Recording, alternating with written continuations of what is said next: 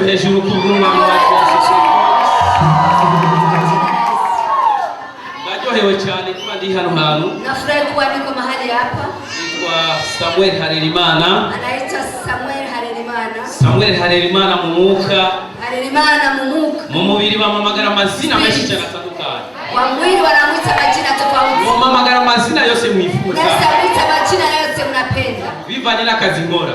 Achia kazi anayotenda. Haleluya. Amen. Mugabo ako kazi nkora siko nishimi. Ile kazi anayofanya sio anashimia. Kuba naramenye Yesu Kristo. Anajivunia kuwa mjua Yesu.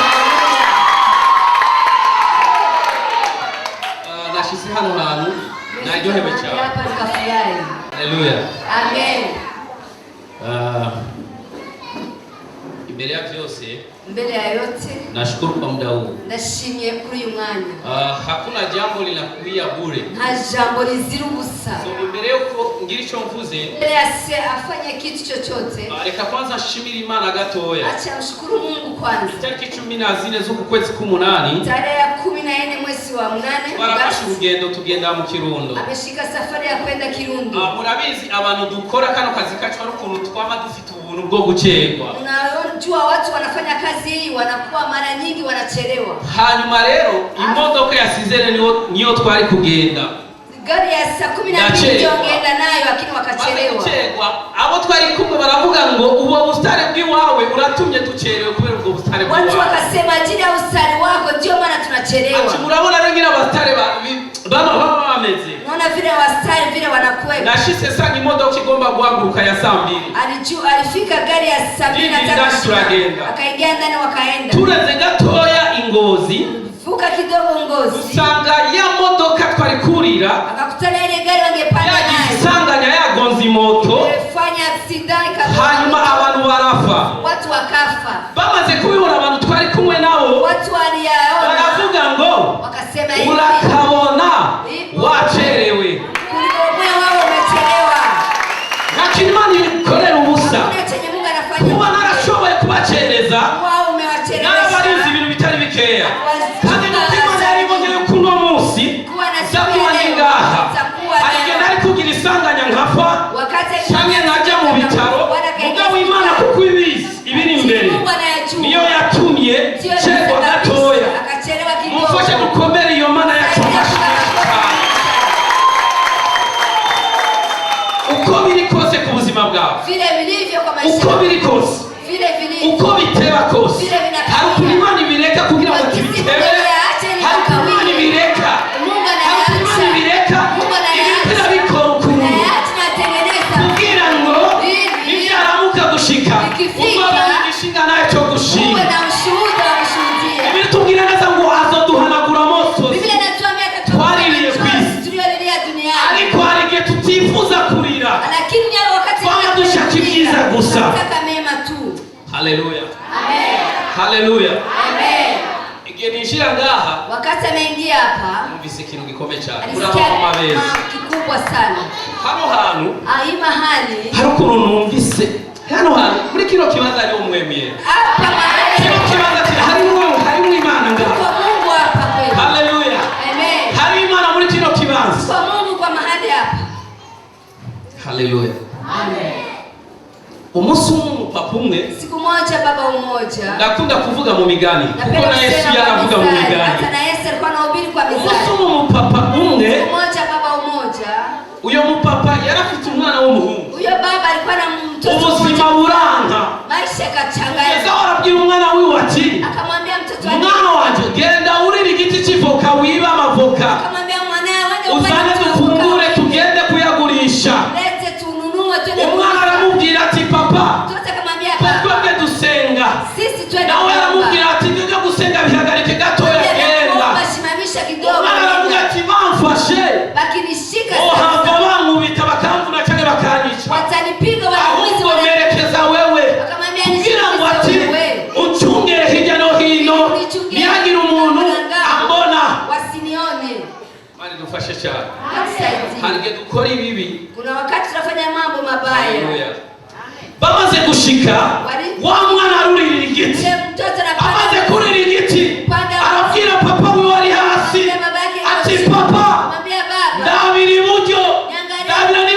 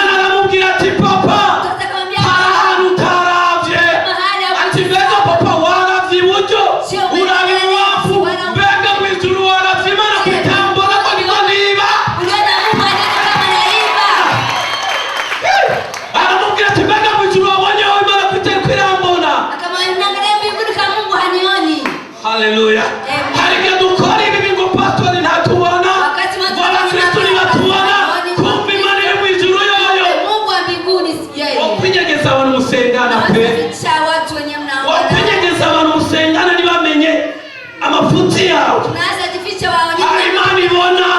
Mungu anaona. Haleluya. Amen. Umwana amubwira ati papa, mtoto akamwambia mwijuru hari Imana udashobora kunchungira. Mbinguni piko Mungu hawezi nichungia. Harige nawe wowe uri ngaha. Yawezekana na Mungu ukora ibibi. Na tena mabaya. Kinyegeza kugira ngo abantu nibakubone. Unajificha eti birashoboka ukinjira no mu mwuka. Hata unaingia ugakora mabi. Unatenda abantu bafata na déplacement. Akavuga akaja na ruguru. Ubusangane bwo bumutwaye. Agakora ibibi asenga. Akiyobeka. Akavuga ati nibambona ariko mwishu. Lakini mbingu ijisho ry'Imana rirabona. Jicho la Mungu linakuona. Ijisho ry'Imana rirabona. Jicho la Mungu linaona. Iramugenza wati ijisho ry'Imana rirabona. Mwambie mwenzako jicho la Mungu linaona. Ijisho ry'Imana rirabona. Jicho la Mungu linaona. Haleluya. Harike twama dukomidura ati kubera Imana itatwibuka. Mahali moja harike twama turira ngo kubera Imana itatwibuka. Haleluya. Mungu hatukumbuki. Kumbe ni ibyaha dukora tukinyegeza. Bizami tunazotenda. Tukaza mu rushengero turabasambanyi. Tukaza mu rushengero turimboregwa. Tukaza mu rushengero duhana amashano. Abantu tukicana. Abantu tukarogana. Haleluya. Haleluya. Abarozi bari he? Abana batukoma amababwa amashano. Kandi twirwa mu rushengero. Tunashinda nao kanisani. Abarozi bari ngaha nyene. Wachawa kwa papa. Mumbabarire navugisha ukuri. Mulisame nasema kweli. Kuko Biblia tubwira ngo bose nabwo ari abageni. Biblia inatuambia wote si. Hari abantu bagira n'umuntu nishari. Bakubita danse kujya nawe. Kujya nawe ujya. Gashaka kumugirira mgenza wawe shari. Kubera we ari makimbura. Arambara neza. Nagwana n'umugabo wiwe. Ishari yaramaze kwica abakristo bari bake. Haleluya. Haleluya. Twirinde ishari. Haleluya. Ibisigaye Imana izobiduhera ubuntu. Yengine Mungu atatenda. Haleluya. Amen. Imana izoduhanagura amosozi. Mungu atatufuta machozi. Ariko nitugomba kurira. Tukitaka kulia. Nitugomba kurira. Tugomba tuone turi mu vyiza gusa. Hajya kagorane. Tugashaka kutimana. Tugashaka kuba mu bugombe bw'Imana. Ngo kubera kijewe. Kwa nini mimi?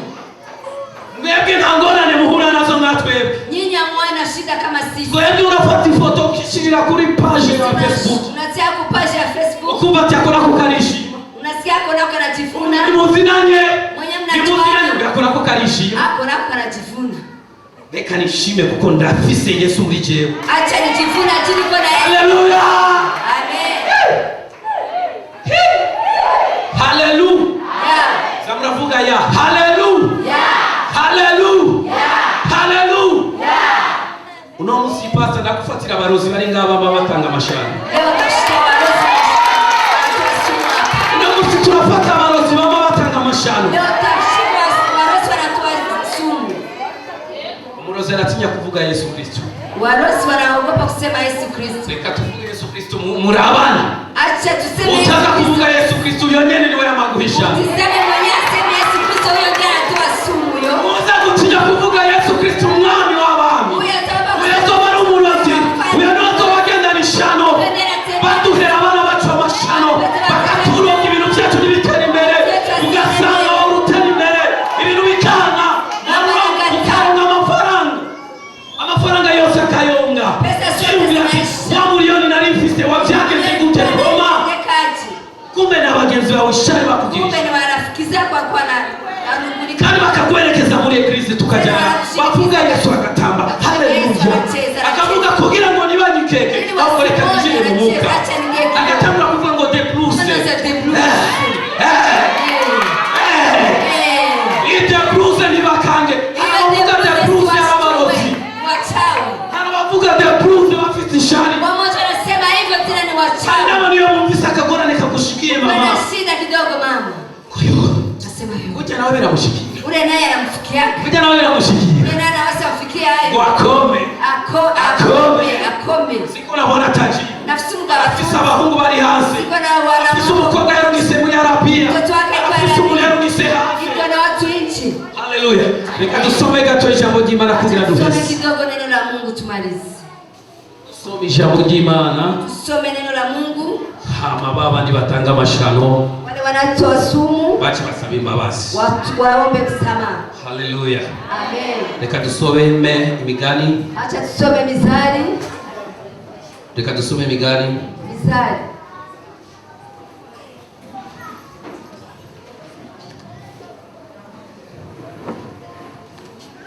Reka dusome Imigani 16 ku murongo w'indwi kugira turangize.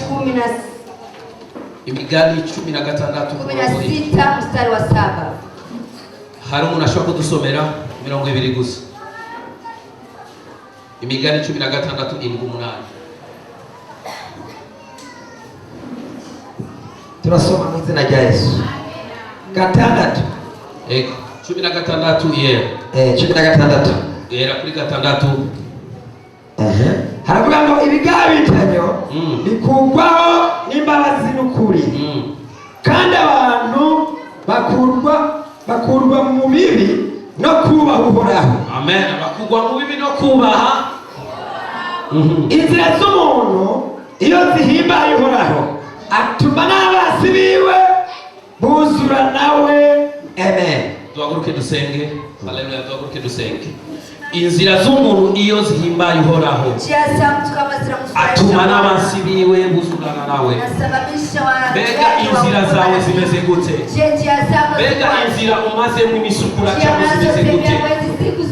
Mu gihe inzira zawe zizoba zimeze neza, uburimyi, ibyo urima, ibyo ukora byose, Imana izobihezagira cyane. Haleluya. Reka dusenge. Reka dusenge. Birashoboka inzira umaze mu misukura cha. Birashoboka yuko iyo nzira itameze neza. Birashoboka inzira ukuri yumvira kuzocamo kugira utunge. Birashoboka iyo nzira niziriyovya. Birashoboka iyo nzira nizirambi. Ugabone wigarura ukubaha Imana. Inzira zawe zikanezeza Imana. Imana izohezagira ibikorwa byawe. Acha tufunge macho tuombe Mungu. Bwana twasema asante. Bwana tunakuja mbele zako. Bwana sisi ni watenda dhambi. Bwana sisi ni wenye dhambi. Bali tunaomba utuoshe. Ututakase Bwana ulio mbingu na nchi. Bwana takasa kila mama yuko mahali hapa. Takasa kila mama yuko mahali hapa. Takasa kila mtu yuko mahali hapa. Bwana njia zake zikupendeze. Bwana njia zake zikupendeze. Msemo wake ukupendeze. Msemo wake ukupendeze. Tabia zake zikupendeze. Bwana tabia zake zikikupendeza, unajua kwamba utabariki. Utabariki kazi za mkono yake. Utabariki kila kitu chochote atakachoingia ndani. Utambariki Bwana. Tunasema asante kupitia jina la Yesu Kristo. Amen. Acha tumpigie Bwana wetu makofi sana, makofi sana. Mnakoze cyane, mnakoze.